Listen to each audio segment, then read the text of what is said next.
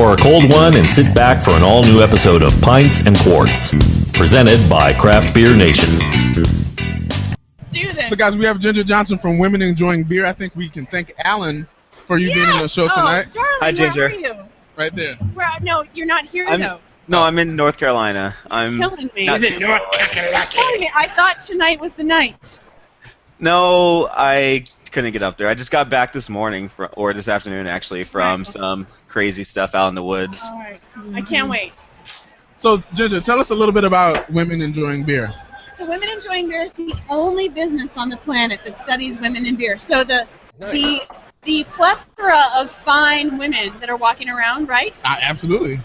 Are here because they like flavor, and that's what we focus on. We're educators, researchers, marketers, and we help people understand that it's not about our plumbing, it's about our taste buds. There you go. Education opportunity. Amen, right? Amen. Amen. That's right. That's what Women Enjoying Beer is about. So, actually, tomorrow, we're going to be back here again tomorrow, but at 1 o'clock, we're going to Denizens. Oh, yes, Denizens Brewing. Yep, Yeah, absolutely. have you been Good there people. I've been in contact with those fine folks. They're absolutely. great. They've been to one of my workshops. Sweet. They're great.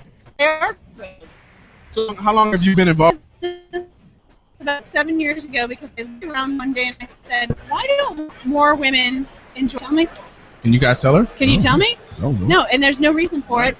Women have always been involved in brewing Absolutely. and beer. And can I get another amen? Amen. All right. Amen. All right. Here we go. Woo! And so it's that awareness. It's the education.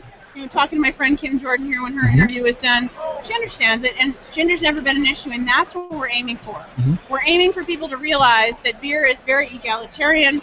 It's very social, obviously. Yep. It's very ubiquitous, and we need to make sure that everybody is being included, because if you don't include people, then they feel excluded. Right. Absolutely. Absolutely. Absolutely, as you would say. So we need to take a look at that, and that's what I'm out here to do. So education, always speaking, educating, promoting, not initially the drinking of beer. That's not the point. The point is the social, the education, and the value.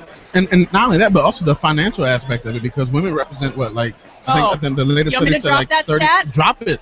Stat drop. 75 to nice. 75 We're getting a to little liquored in tonight. Yeah, come join us, please. There's plenty of room on the floor. I'll buy your first beer. Thank you.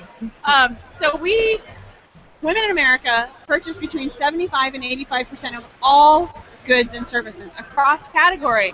Woo! Sit on that for a little while. I didn't know that. That's crazy, and that's a consistent historical statistic. Okay. So my friend Marty Barletta, who literally wrote the book on marketing women, I make sure I check that, because I don't throw stats around willy-nilly. Right.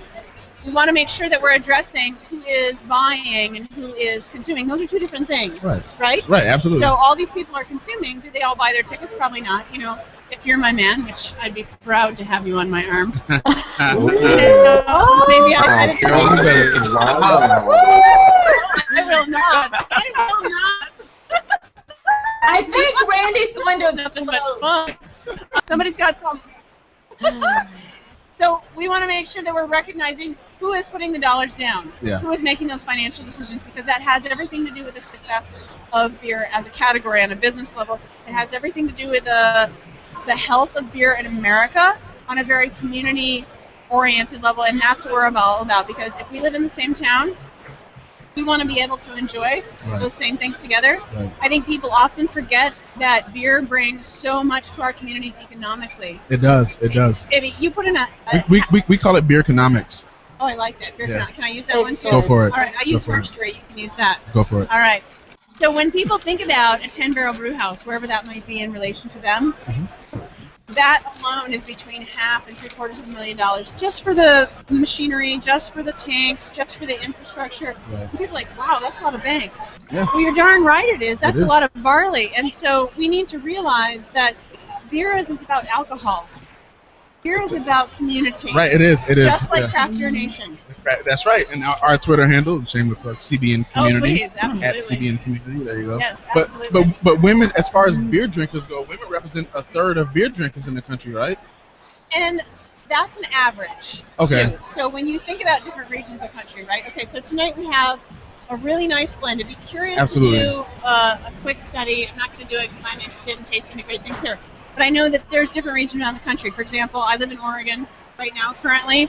I've lived in Iowa. I've lived in a bunch of different states, and so there's a lot of regionality to it too. The geography of beer is fascinating. Yeah. So Atlanta has a great faction of beer lovers. Shout out to my friend Jennifer O'Connell there with gals, and there's different pockets everywhere. So I think people need to recognize that there's beer in all of our magnificent 50 states, that there is quality beer in all those states, that you got to keep trying stuff and find what you like, drink what you like, and then hang out with the people who are welcoming to whatever you want to drink. Because it doesn't matter what you drink, as long as you are enjoying beer. And I would say for people who say they don't like beer, you haven't tried you haven't tried the right one. Exactly. Amen. That's right. Give me another one. And thank you. The great key with SAVOR is that it's pairing food.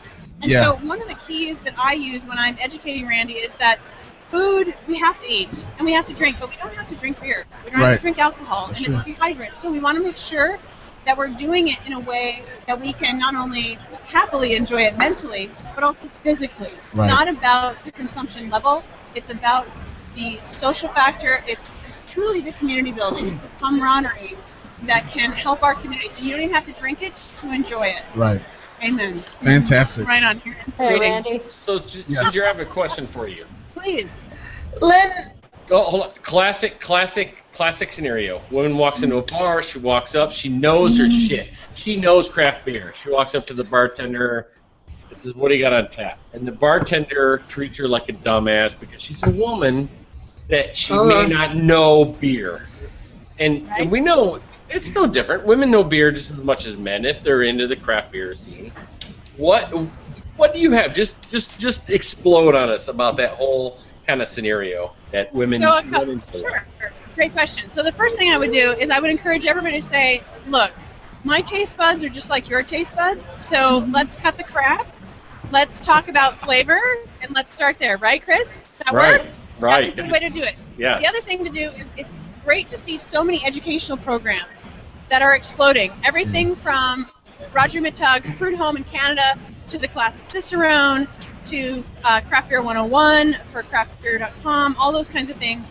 So we need to just kind of drink blindly. Yeah. We need to not look at who's serving it. We need to not look who's ordering it. We need to not look at what color the glass is, because color is not flavor, my friends. That crap drives me nuts. Sure. Absolutely. Don't look at that. Don't light dark it. Just say, hey, I'm looking for this kind of flavor. So when I educate, I talk about flavor first. I don't care about styles, because these people in here, a lot of them have been here before, but a lot of them have not. So let's just talk about the flavor, and that's where they start. So call them on that crap and say, look, I'm interested in flavor. This is what I'm interested in. So the consumer needs to become more educated, Chris, in how to ask for the flavors they want and then launch from there. But you can't be afraid of saying what you think you like. Great. That's it.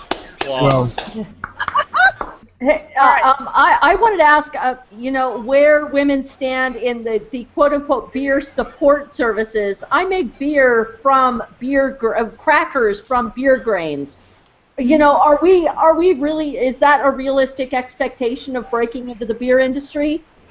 So here's the deal, Linda. I started Women Enjoying Beer 7 years ago because I knew that people like flavor, and so my answer to that is everything is possible. If you want to make it happen, full speed ahead, damn the torpedoes, go for it. Go for it. I agree. Absolutely. Awesome.